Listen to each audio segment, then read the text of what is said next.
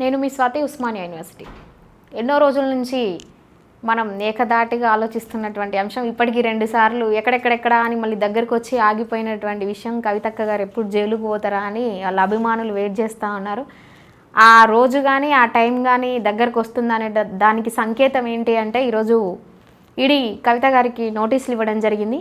ఇక్కడ ట్విస్ట్ ఏంటి అంటే ఇప్పటికి జరిగినటువంటి విచారణలకు కావచ్చు, ఈడీ ఎప్పుడైతే సిబిఐ పిలిచిందో దానికి ఇప్పటి వరకు కవిత గారిని నిందితురాలిగా చేర్చలేదు. ఆ జాబితాలో నిందితురాలిగా చేర్చకుండా విచారణకు రమ్మని చెప్పింది. కానీ ఇప్పుడు ట్విస్ట్ ఏంటంటే ఆమెను నిందితురాలిగా సిబిఐ ఆ జాబితాలో చేర్చి ఆమెకు నోటీసులు ఇవ్వడం జరిగింది. ఈ నెల 26న ఢిల్లీలో ఆమె విచారణకు హాజరు కావాలని కూడా నోటీస్ ఇవ్వడం జరిగింది. ఇక వీళ్ళు మన కవిత గారి స్టోరీ తెలిసినట్టే. లిక్కర్ స్కామ్లో ఆమె చేసినటువంటి ఆ స్కామ్ ఏదైతే ఉందో అందులో ఆమె నిందితురాలు ఉంది, ఆమె పేరుంది, ఆమె హస్తం అందులో ఉంది అనేది తెలంగాణ ప్రజలు కావచ్చు, ఉన్నటువంటి మేధావులు కావచ్చు, ఎవరైతే కాంగ్రెస్ పార్టీలో ఉన్నటువంటి అధికారులు నేతలు కావచ్చు, ఇన్ని రోజులు కూడా ఎంత మొత్తుకున్నా కూడా లేదు మేము ఏం చేయలేదు, మేము అసలు దొంగలమే కాదు, మాకు ఆ పేరే సూటు కాదు, మీరు ఏం మాట్లాడుతూ ఉన్నారు అనేటువంటి విషయాలని చెప్పి ఆ 10 ఫోన్లు ఆమె మొబైల్ ఫోన్లు కూడా ఈడీకి సబ్మిట్ చేసి వచ్చింది. ఆమె ఆ 10 ఫోన్లు సబ్మిట్ చేసి కొత్త బతుకమ్మను ఎత్తుకొని తిరిగేటువంటి కార్యక్రమాన్ని ముందుకు పెట్టుకొని ఇప్పుడు వచ్చి జ్యోతిబా పూలే విగ్రహం అని ఒక లైమ్ లైట్ విషయాలను ముందుకు తీసుకొని వచ్చి ఇప్పుడు మళ్ళీ ఈ డ్రామా అంతా ఎప్పుడు నడుస్తుంది అంటే ఈమెకు ఈడీ నోటీసులు ఇవ్వడం, ఈమె విచారణకు పోలేనని చెప్పి ఈమెకు ఎట్లా అంటే ఒక మహిళను ఇంత పిలిచి అక్కడికి పిలిచి ఇంటి దగ్గర చేయొచ్చు కదా అనేటువంటి విషయాలను బయటికి తీసుకురావడం, అప్పుడే ఒక విషయాన్ని తీసుకొచ్చి నెత్తికెత్తుకోవడం, బతుకమ్మ విషయం అయిపోతే తర్వాత అసెంబ్లీలో సుత్తి లేకుండా అడుగుతున్న కాంగ్రెస్ పార్టీని స్ట్రైట్గా అడుగుతున్నా,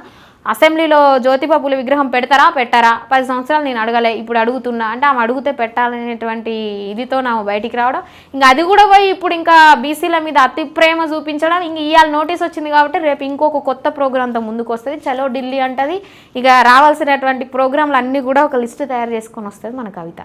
అది అందరికీ తెలిసింది. అయితే ఇక్కడ కవిత గారు చేస్తున్నటువంటి ఇది మొదటి నుంచి కూడా తెలంగాణ రాష్ట్రంలో స్వరాష్ట్రంలో నేను మా నాన్న మా అన్న వీళ్ళందరం కూడా కష్టపడితేనే తెలంగాణ రాష్ట్రం వచ్చింది. వాళ్ళ నాయన ఎత్తుకున్నటువంటి ఒకటే ఒక నినాదం ఏంటంటే ఏ సభలో పోయినా అదే ముచ్చట చెప్తాడు ఆయన, అరిగిపోయిన రికార్డు లాగా, నేను చావు నోట్ల తలకాయ పెట్టొచ్చిన, నేను లేకపోతే తెలంగాణ లేదు, నేను లేకపోతే తెలంగాణ చరిత్ర లేదు, నేను లేకపోతే తెలంగాణ బతుకమ్మ లేదు, నేను లేకపోతే తెలంగాణ తల్లి లేదు, నేను లేకపోతే 4 కోట్ల మంది జనాలే లేరన్న విషయాన్ని ఆయన పదే చెప్తూ ఉంటారు. ఇక కేటీఆర్ గారు చెప్తున్న విషయం ఏంటంటే కేసీఆర్ గారు తెలంగాణ తెచ్చినటువంటి కేసీఆర్ గారిని ప్రజలు వద్దనుకున్నారా, ఇది నిజంగా దురదృష్టకరమని ఆయన అంటాడు. ఇక కవితక్క గాడికి వస్తే కవితక్క ముచ్చట జర ఎట్లుంటుంది అంటే ఒక విధంగా ఉంటుంది. ఆమె తెలంగాణ ప్రజలను మసిపూసి మారేడుకాయ ఎట్లా చేయాలనో వీళ్ళ ఫ్యామిలీకి వెన్నతో పెట్టిన విద్య వాళ్ళది. తెలంగాణలో ఉన్నటువంటి ముఖ్యమైనటువంటి వ్యక్తులు చెప్పేటువంటి విషయం ఏంటంటే తెలంగాణ రాష్ట్రంలో ఉన్నటువంటి నేతలలో అత్యధిక కరప్ట్ పర్సన్ అంటే కవితే అట. ఎందుకంటే జాగృతి పేరు చెప్పి తెలంగాణను సగం మింగింది, బతుకమ్మను ముందట పెట్టింది, ఈమె పైసలు ఎత్తుకుపోయే పనులు ఉన్నది.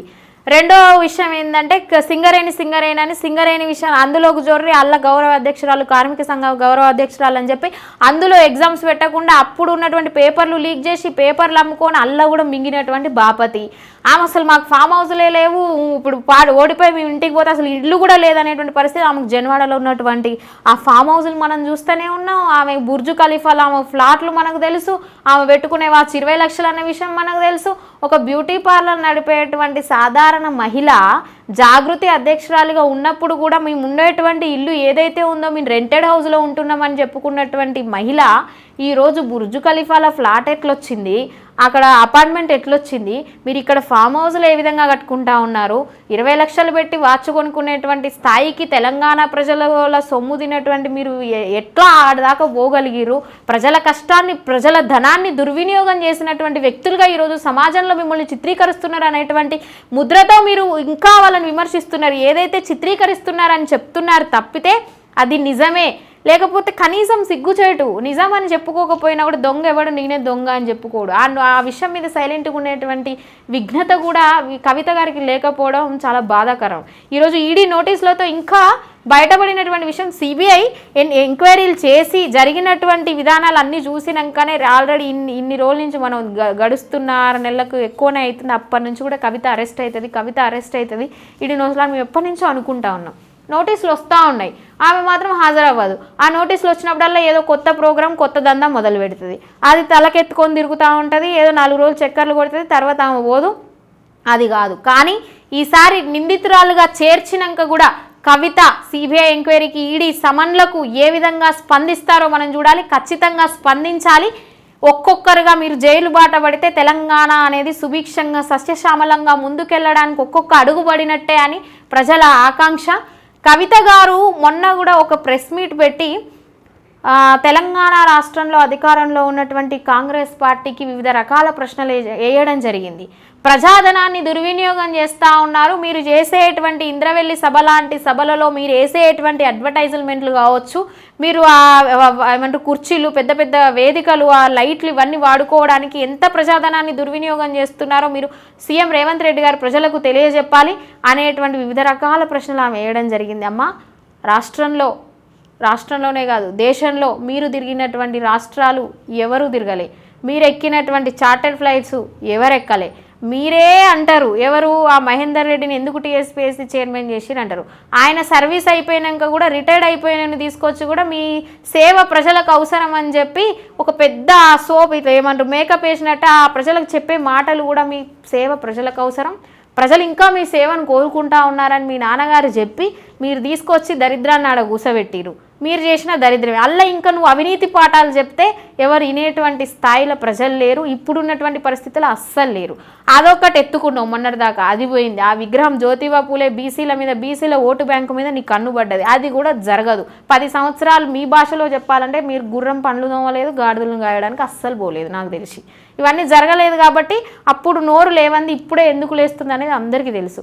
మరి మీరు ఇంద్రవెల్లి సభ మీద అడిగినటువంటి ఖర్చుల లెక్క ఈరోజు లిక్కర్ స్కామ్లో జరిగినటువంటి మీకు వచ్చినటువంటి సమన్లు, మీరు ఏదైతే నిందితురాలుగా అందులో చేర్చబడ్డారో దానికి సమాధానం ఎక్కడిది? ఈరోజు ప్రెస్ మీట్ పెట్టండి, దానికి సమాధానం ఇవ్వాల్సినటువంటి బాధ్యత మీకు ఉంటుంది కదా. బీఆర్ఎస్ పార్టీ అనేది ఈ రాష్ట్రంలో మీరు చెప్పుకుంటున్నటువంటి శక్తి ఎక్కువగా అత్యంత స్ట్రాంగెస్ట్ ప్రతిపక్షాన్ని మేము ఏర్పాటు చేయగలిగినాం 39 మంది ఎమ్మెల్యేలతో. అసెంబ్లీలో ఈరోజు మేము కాంగ్రెస్ పార్టీని ప్రశ్నిస్తూ ఉన్నామని అంటే హరీష్ రావులు వేస్తాడు, లేకపోతే కేటీఆర్లు వేస్తాడు. ఈ లేచి ఈ ముచ్చట్లు చెప్పుడే వద్దు. మీకు ఏదైతే నోటీసులు వచ్చినాయో ఖచ్చితంగా 26వ తారీఖు మీరు హాజరవ్వాలి. అందులో మీరు నిందితురాలిగా, మీరు ఒకవేళ నిజానికి ఇన్ని రోజులు నిందితురాలే అనే విషయం అందరికీ తెలుసు, మీరు లిక్కర్ రాని అని తెలుసు. కానీ అది బయటపడకుండా మీ నాన్నగారు చేసినటువంటి ఆ ఢిల్లీలో ఏదైతే లోపాయకార ఒప్పందాలు ఇవి నిలబడవు. ఎందుకంటే కాంగ్రెస్ పార్టీ పూర్తిగా కూడా తమదైనటువంటి వేటలో కొనసాగుతూ ఉంది. అందులో మీరే మొట్టమొదటిసారిగా మీ దురాక్రమణలే ముందుకు వస్తాయని కూడా మేము భావిస్తూ ఉన్నాం. ఖచ్చితంగా మీరు జైలుకు పోవాలని కూడా మీ అభిమానులు వెయిట్ చేస్తూ ఉన్నారు. అందులో అందరూ వెయిట్ చేయాల్సినటువంటి సందర్భం కూడా అది.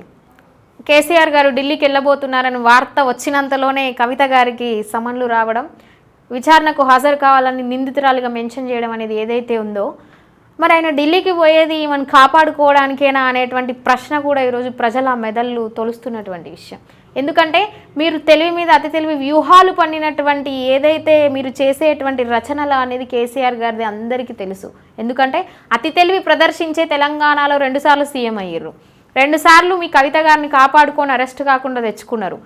కానీ అదే వాళ్లకు ఇబ్బంది అయ్యి ఈరోజు బీఆర్ఎస్ పార్టీ ఓడిపోవడానికి కూడా కారణమైంది. ఏదైతే కవిత గారిని లిక్కర్ స్కామ్లో అరెస్ట్ కాకపోవడం ఏదైతే ఉందో అది కూడా ఒక ప్రధాన కారణంగా ఈరోజు బీఆర్ఎస్ పార్టీ తెలంగాణ రాష్ట్రంలో ఓడిపోవడానికి ఒక కారణమై నిల్చుంది.